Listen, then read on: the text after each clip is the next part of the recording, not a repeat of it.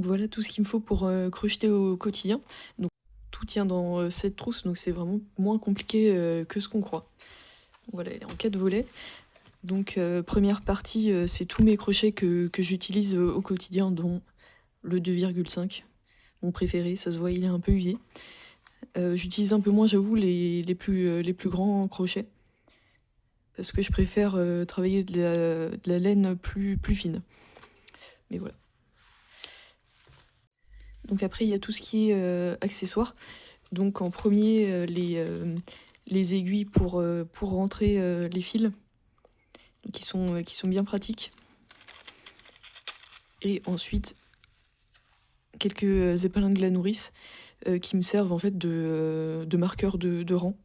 J'ai pas de marqueur de rang un peu spécifique pour ça, je trouve que les épingles à nourrice fonctionnent très bien. Et donc ensuite c'est la partie des crochets que j'utilise un peu moins, ce sont les plus fins. Alors il y a mon ancien 2,5 qui est vraiment pas très confortable, donc j'utilise plus trop. Et ensuite il y a vraiment les tout petits crochets, dont celui-là, donc en 0,75, qui est vraiment minuscule. Alors que j'ai hérité de mon arrière-grand-mère, mais j'ai pas eu l'occasion de m'en servir, en plus il est un peu rouillé. Faudrait que je le nettoie. Et après, donc en petit crochet, j'ai aussi celui-là.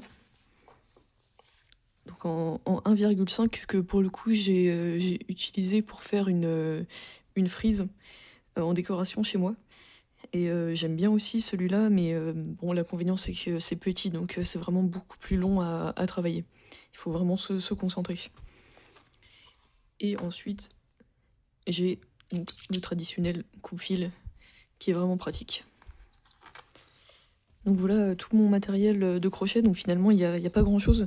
Je trouve que c'est vraiment ce qui fait la force du crochet, c'est qu'on peut vraiment démarrer avec peu de choses et ça coûte relativement peu cher, c'est assez abordable. Donc, ce qui va souvent faire le prix des créations, c'est le fil qu'on va décider d'acheter.